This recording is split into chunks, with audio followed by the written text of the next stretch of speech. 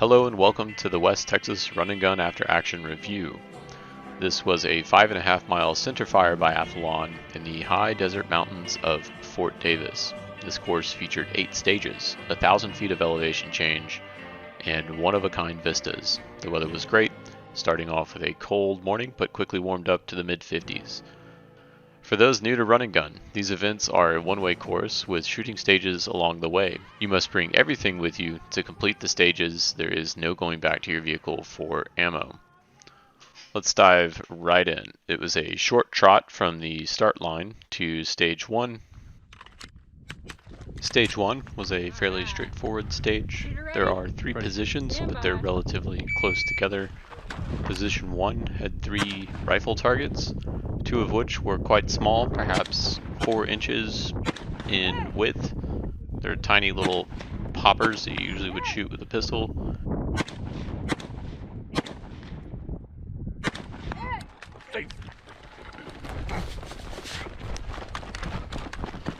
Position 2 here had 4 more rifle targets, 1 hit each. All of them were gongs of various size. Right? There's the round, yep, round. If I had to guess, I would say these targets here are probably about 130 yards maybe, which is right at my hold under for this particular weapon. Hit! Hit! Hit! Drop that mag, here's that weapon, leave it here. Go behind number 3. Left to right. Into this stage right here with pistol, you'll notice a couple of failure to feeds. This has been a persistent issue, which added to the frustration of this stage.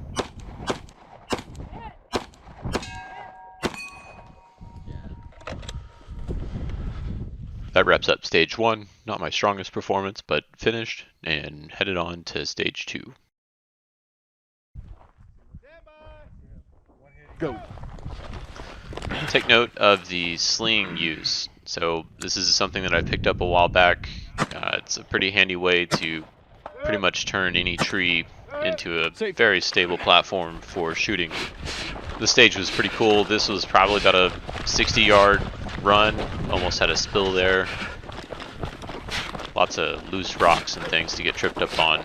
Normally I would go muzzle up when running, but the stage specifically wanted you to go muzzle down. Again, mounting up to the tree with my sling so that I could have a good, stable platform to shoot from, especially when I'm breathing hard. One up high.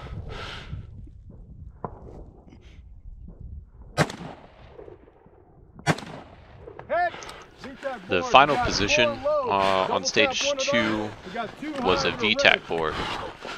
Now there was some confusion here on my part. There's a rack of hanging steel targets, and the stage brief had said 1 round each, but the RO was telling me to shoot one of them twice because one of the targets had actually been knocked over by a previous competitor. I did not understand this on the clock, and so I ended up just shooting them all twice. So while you might think that this should be a frustrating moment, this is honestly just a part of run and gun, is being able to think while both fatigued, being able to remember a stage layout, but also respond to what an RO is telling you while you're actually on the clock. This is a great stage. Overall, I really like a lot of movement and a lot of distance to cover on a timer. I think it adds a great level of challenge to any stage. Anyways, moving on, this was a fun little hike down through this ravine. It's a dry runoff creek bed. Stage 3 took place on top of this dam here. You actually got to start from the ready position. You could have your optic already trained on the first target. The real challenge here was the scramble between position 1 and position 2. These targets were probably at about 150 yards away, which is still at my kind of awkward hold under. Hit! Show me. Where? I don't care if the ball. Yeah, you're good. I see it. I see it. Don't sweep me or anybody. Cool. Fun little scramble down through this ravine and then almost a bear crawl up these rocks. That's good. Step up here for the pistol. Step up here. Behind the red. Behind the red. Behind the red. There you go.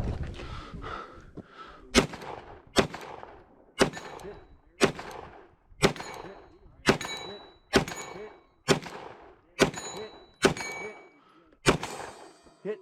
Hit. Hit. Damn nice shooting.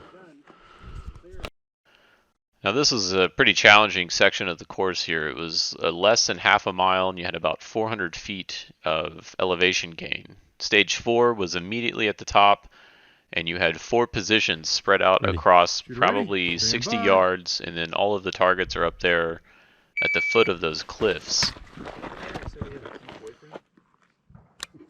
This was a very rough start to stage 4. An immediate double feed. Tried to clear it with the charging handle first, which likely made the double feed worse. So tried to mortar the rifle. That didn't work, so I went ahead and just stuck my fingers up in the rifle, pulled the round out, and charged the rifle back up. So pretty bad start to stage 4 here, but the gun's back up, and now the pressure is on to try and make up time lost to that malfunction. This stage is particularly challenging, especially for me. I am a lowlander, and this is at the maximum elevation for the entire course, which is a little over a mile high, and I was definitely feeling it. Kind of hear this in my breathing. Certainly makes the shooting even more challenging.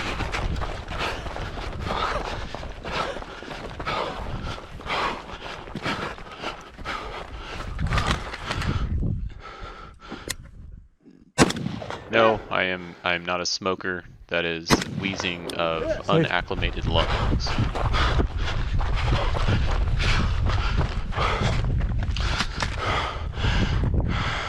Ultimately, I didn't do too bad at this stage, especially considering that major malfunction at the beginning. This is hands down one of my favorite stages. Super unique, a lot of positions, getting to shoot up into the cliffs like that is just overall a very cool stage. Making your way to stage 5, you're treated with some of the best vistas from the whole course. You've got easily 50-mile views here on this nice clear day. You get fantastic sights of the Davis Mountains. Stage 5 is very cool. You're shooting down into the valley. Some wonderful views again. You've got a handful of targets out there going all the way out to 400 yards.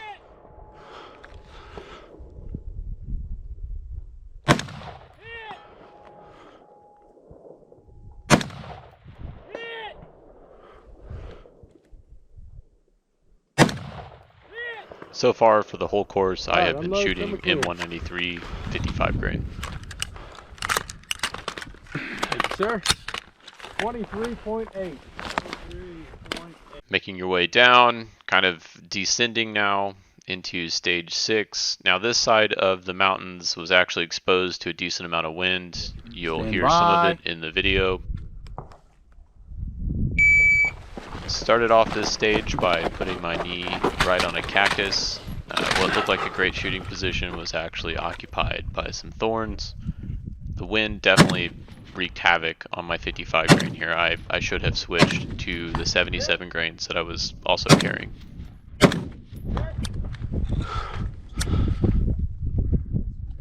This set of targets here is probably about 150, 175, something like that. I was shooting high right. I've got a strong wind coming in from the left side, which is the west, and it was definitely pushing my 55 grain rounds all over. Hit.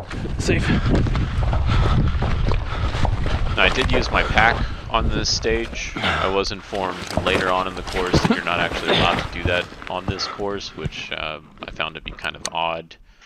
I'm used to most of these events being a, if you carry it, you can use it style of event. About 350 yards shooting up to that hill there. That's it for stage 6, just those 2 positions. I like stage 6, but the wind was definitely getting me pretty frustrated. Nice hike, continuing the descent off the top of those mountains, down through a valley and off to stage 7. Those 2 red circles there represent where the groups of targets are here for stage 7. I'm going to pause the video here and show you from the shooter's perspective. This is where the groups of targets are. Now there's a handful of targets here. I think there were 5 out in the open and then 3 kind of on that hillside there. Ready. Shooter ready, stand by.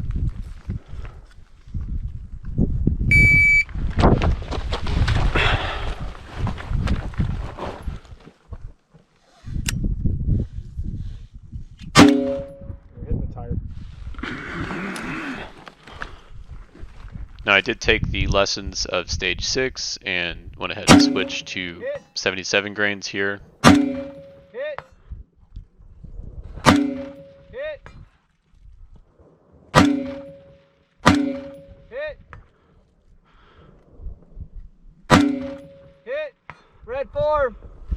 Definitely appreciated the forgiving eye box of the primary arms 2 to 10 on this stage. I was running at max power here. Hit. White 450.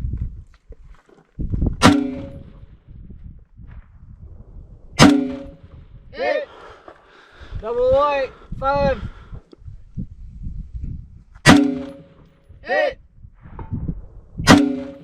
So those final 2 targets at 500 up the cliff about halfway, hit 2 out of 3 shots, which is pretty good. Definitely impressed with the performance of the 77 grains. Good hike over to stage 8. Now stage 8 is not my favorite style of shooting. It is very reminiscent of other certain shooting competitions that I'm not a fan of. It starts off pretty good though. You get to jump on a truck, run a rifle platform that is pretty foreign to me. I like that, but then it devolves pretty quickly into very gamified style of pistol shooting, which is challenging, but it's just not my particular interest.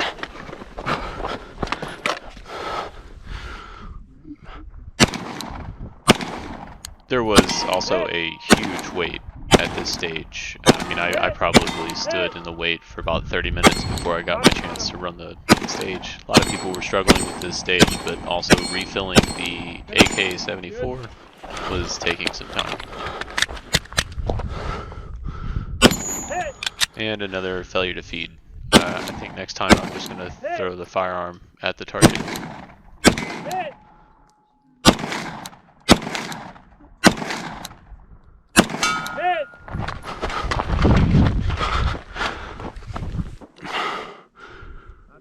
These dangling rubber targets on a string are particularly annoying.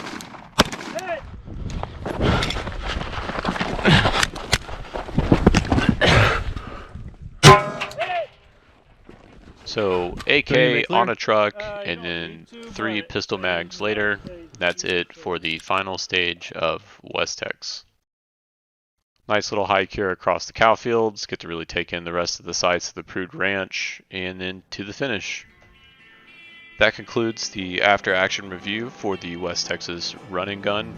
Let me know what you think in the comments of this video format. Was there too much info? Was there some information maybe that I should have included that you would have liked to have seen? Overall, I enjoyed this course. This is one of my favorite courses in Texas and hope to see you out there.